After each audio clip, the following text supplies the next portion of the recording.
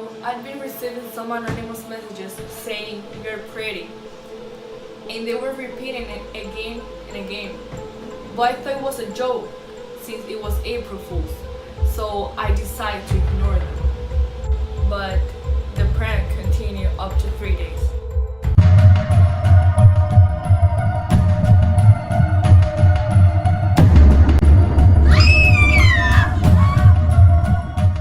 To be honest, I didn't care because it is normal for guys to joke around like that. What I did the most was blocking the number since it was already bothering me. Starting the story, it was a normal day at college. I was coming out of my third class period where I had math, and I agreed with my friend that I was meeting her at the mall. We were gonna buy an outfit for a party that we had planned for months. As I don't drive, I usually take the pedestrian bridge that remains on the way of the college. The day that the incident happened was like another normal day. She was on her way to meet me, but she never arrived. And she's the kind of person that is always on time. I thought maybe I should give her more time, and I did. I wait her. It's a quiet road where usually you don't see too much people walking by. And that day, I felt someone follow me. I turned around and two guys jumped on me, laughing, asking for directions. So I thought, well, just two dumb, nice drunk guys having fun. But the small talk took another curve when they started hitting on me, touching me. I felt harassed. Everything started as a joke. They told me to send the message, and at the same I thought the plan was to upset her.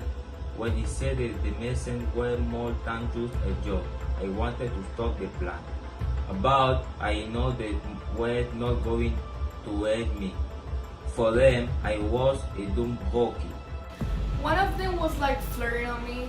He said, "You're pretty," were the words that came out of one of the guys' mouth. And in that moment, I started to have a bad feeling. I pushed them away and started running. On the way out, without noticing, I was already trapped by other four guys. I started screaming as loud as I could to get the attention of anyone. Sorry. But it was useless. After that, one of them hold me really hard, another covered my mouth with a white cloth, and I black out. I've been working here for 10 years. Nothing bad has happened until now. She's a nice girl. She always said goodbye to me, and I always made sure that she crosses the street safely before closing the door and going home. That night wasn't different than any other night until I heard the scream far, far away. I realized that it came from the pedestrian bridge, and I went to check it because it was really weird. When I found out that the plan was to outsource a tried to talk to one of the closet members. I had met with the intention of making them change their mind, but they didn't pay attention to what I wanted to say. So I decided to get information from what they were about to do. The day, the house, the place. It made them think I was for the tip. I followed down every information I got from them.